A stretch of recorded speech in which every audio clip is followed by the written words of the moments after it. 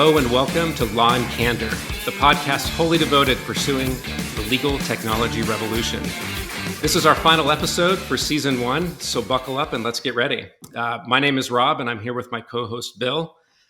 Our special guest today is David Arlington, special counsel at the law firm Baker Botts. But before we have David talk, we first want to bring you our special section, Sightings of Radical Brilliance. And this is the part of the show where we talk about one of the latest technology developments or something noteworthy in the field of innovation or other acts of sheer genius. Yeah, and this week we're going to talk about Deepfakes, and I don't know if you've seen these things. It's incredible. One minute you're looking at a video of Bill Hader on like David Letterman doing a Tom Cruise impersonation, and then right in front of your eyes, Bill Hader's face turns into Tom Cruise. They've done this with actors and actresses, and really easy to find it funny and even impressive. And wow, that technology is amazing.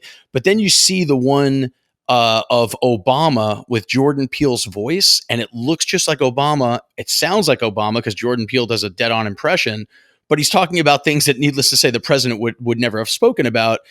And you start to see how this thing could get not just entertaining, but scary. I agree. I got to be honest. I do think it's scary. Like deep fakes worry me. Whatever you think of the term fake news and how that term's sort of currently been appropriated, there actually is fake news out there. And, blog sites and Facebook posts that look like they're legitimate, or, CNN articles that look legitimate, they contain fake information. And if you think about how you can do that so easy, in the printed media, think about what that looks like now.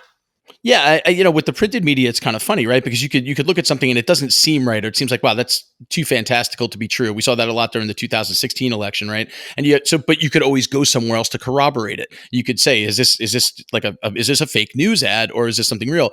But with this deep fake stuff, is it going to get to the point now where you can't actually believe what you're seeing? Forget what you're reading. You're actually seeing video evidence, or is it? It really worries me, and I wonder like how many people even read the news. I feel like we trust things that we see even more than what we read, and I don't think that's right, but I think it's true.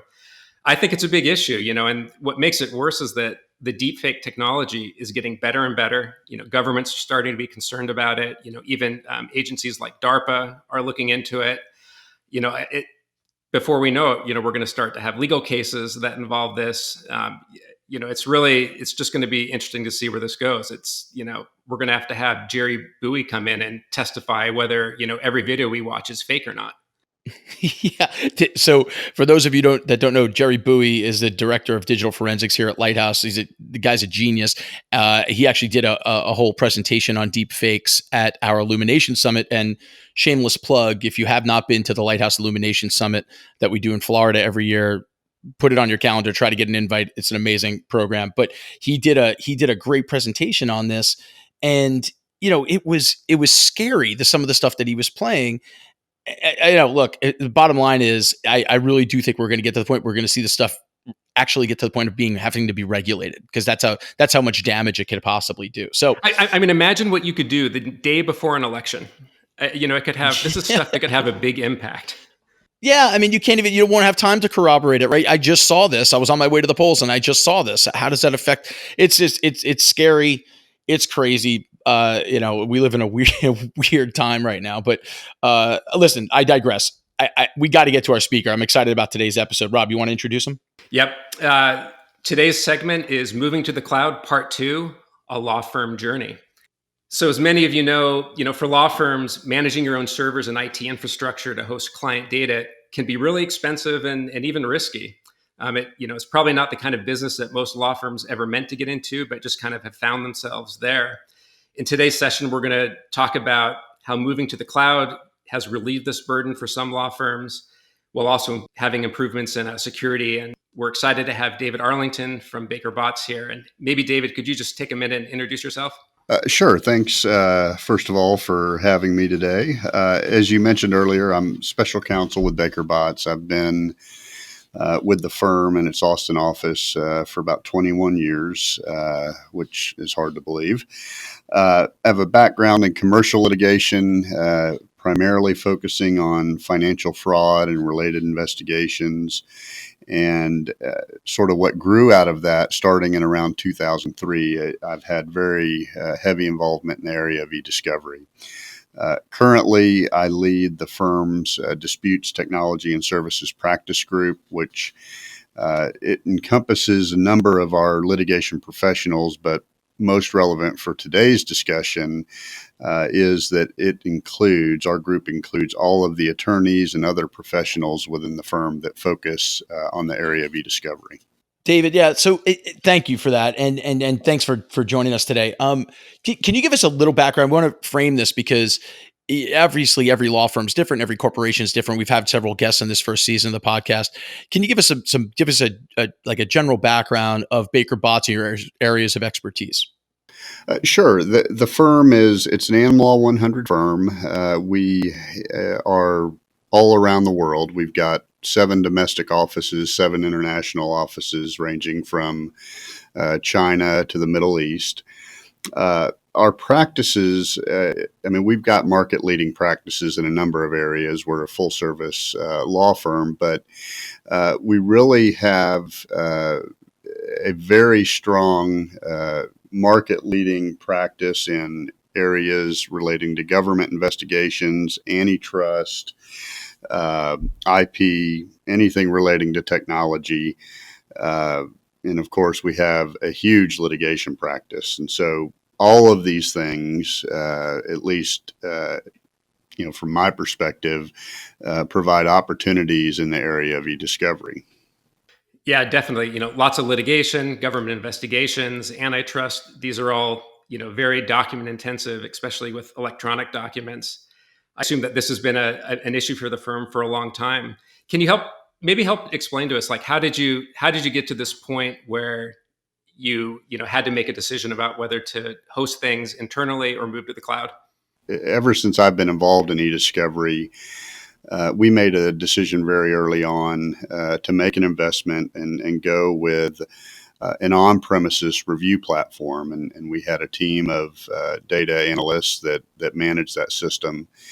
But, any law firm is always in the business of looking for ways to improve client service. And that, I think, is particularly true when you have new leadership come in and look, with fresh eyes looking at the way you do things. And that happened for us at the beginning of 2017 with a change over in our leadership within the litigation group. And, we went back to evaluate the way we were doing things in e-discovery and started to analyze the cost and the capabilities, and really came away with the conclusion that we were paying a lot of money for not only license fees, but maintaining infrastructure and making sure we had the appropriate security.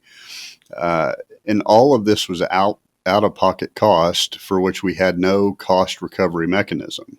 David, it's funny. Like I've talked about this with other firms where, I've heard them say, like, no, sometimes people don't even realize how big that cost is growing, because the nature of e-discovery is that, cases come up, they get worked on, you sort of move on to the next one. And there's not always an easy way to kind of look back and see like how big that volume of data that's getting hosted, has become.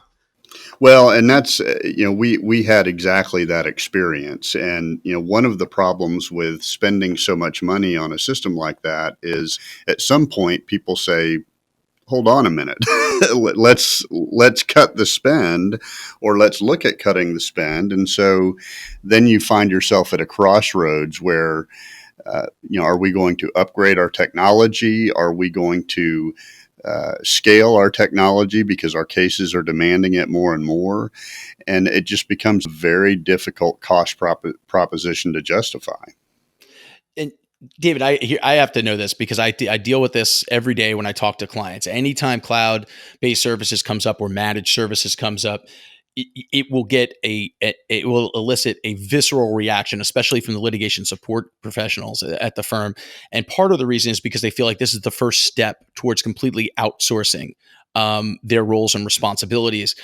Did you get any of that pushback? Was there any of that fear at the firm when you decided to make this move? And was it well-founded, or did it play out in a different way?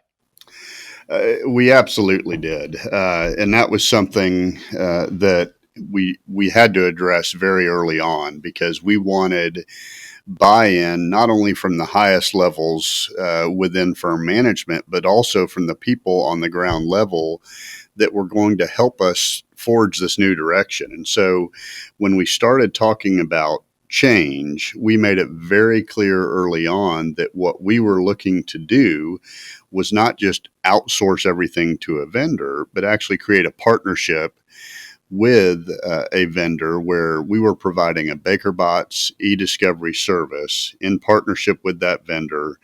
And our existing personnel, we're going to work alongside the personnel that were going to support us from the vendor. And the way that has played out has actually been, I think, one of the huge success stories around implementation of this new service. All of our e-discovery personnel, ranging from e-discovery counsel to our litigation support coordinators, data analysts, all of them have seen pretty significant uptick in the amount of work that is coming their way. David, it sounded like it was important, at least for BakerBots, to have that, sort of a branded e-discovery, offering and practice. Why was that important to the firm? Do you think that's a competitive advantage these days? Well, I do think it's a competitive advantage, but I think more significantly for our clients, it really is a value add, because they look to us, whether or not we are using an outside vendor or our own internal resources, to manage their e-discovery work for them on any given case. And for us to be able to say, not only are we going to manage that process, but we are going to manage it with our professionals whom we've trained, was a big selling point for bringing our clients on board with this. And cradle to grave, how long did it take from first thinking of this to being fully to fully embracing the model and actually being in it? When did it start, and where, and how long till you got to where you are now? So we started, we made the decision to do something. We hadn't quite fleshed out what that was at the very beginning of 2018. And our new service, after going through an RFP process and developing all of the processes and procedures that go with that new service, was up and running as of January 1, 2019. Wow. And what were some of the surprises that you got hit with during that process? I got to guess there were things that you didn't expect. There were some things that we didn't expect, but there were also some things that we expected, but we didn't really appreciate the magnitude of the importance of those issues. One of those was, we all have heard, when you talk about change management, that senior level buy-in is very important. But that really was a critical factor in bringing our internal lawyers on board with this process, to know that this wasn't just a flash in the pan. This is something that firm management was behind, and it was a process that they believed was going to improve the service to our clients. So that was a critical piece for us, and I think we just saw how well that played out. The other thing that, because change management and going through those types of things for me is not part of my background, is that there is a lot of hand-holding that has to go on through this process, whether it be the people that are on your team sort of struggling with the change, or associates who are now having to have conversations about e-discovery services with partners that they never had to have before, or partners that are having those discussions with clients. So we had to inject ourselves in the middle of that quite a bit. But all in all, I would say it worked out well. It just was something that I don't know that I personally foresaw as part of that. And now that you're kind of at the end of this journey, what's the consensus within the firm? Was it worth it? Do you feel like you're in a better place now? Yeah, when we started this, our goals were really focused on we wanted to be able to provide the latest technology to our clients, a high level of service, and we wanted to do it in a way that made the cost structure predictable and competitive for our clients. And as part of that, we also, as I mentioned earlier, wanted a mechanism to recover at least some of our costs. And, 8 months into this, we are very well on our way to accomplishing each of those goals, I would say. We have, our litigators have been very enthusiastic about this. We had some people that were a little bit slower to come on board. But once they got a glimpse of the service and saw how it was working, they were very much on board and brought our clients on board. No, it's amazing. David, when you first started down this road in January of 18 and you knew you wanted to do something, did you ever envision that in August of 19 you'd be a celebrity podcaster? Well, I didn't, and I did mention that was the case to my 8th grade son, and he's struggling a little bit to come to terms with the fame and celebrity. Yeah, I was going to say there's a diner in my neighborhood. They already asked for an 8x10 black and white glossy. If you could autograph it and send it, I want to introduce you to the diner guy, and then it's free French onion soup anytime you're in town. Well, black and white is perfect because I'm colorblind, and I wouldn't appreciate the difference. So. And David, I have to warn you, we have a pretty fanatical fan base. If you're stalked as a result of this podcast, we sincerely apologize, but it just, it's the price of fame. Well, it's okay. I sent you a picture that was like 15 years old, so maybe they won't recognize me anymore. Good. It'll match Bill's then. Perfect. Well, David, we just want to thank you for being willing to come on and walking through this journey. I think, I know a lot of law firms right now are going through the same evaluation process of deciding how to move forward. And I think this is great advice for them. And thanks again for sharing it. Thank you all again for having me. I enjoyed it. Yep, you got it. So, Rob, if I'm coming out of this, and this is probably one of my favorite episodes we've done to this point, and it's because so many of our clients are facing this. And coming out of this is quite a few takeaways, and I'm sure I'm leaving some of them out. But first thing is to not look at this as a threat to litigation support. In fact, your billables go up because they're not as much as you're doing more valuable work. Litigation support is actually probably their utilization is going up around more strategic tasks. The bottom line is this is a cost issue, not only for the firm, but for their clients, and you're delivering a significant value add to your clients. It could be a somewhat long process, about a year, to conceive of this, and then to get it to the point where it's up and running. And getting senior level buy-in seems to be super critical here, and that's to prevent some partners from going rogue and doing their own thing. Knowing that you have that senior level buy-in, it seems like that is critical to this being successful. And I mean, it's a success story for this model. Yeah, I agree. This has been a great conversation, and thanks again, David. And for the rest of our audience, thanks for tuning into the last episode of Season 1. Stay tuned for Season 2 coming, and we'll look forward to talking to you this holiday season.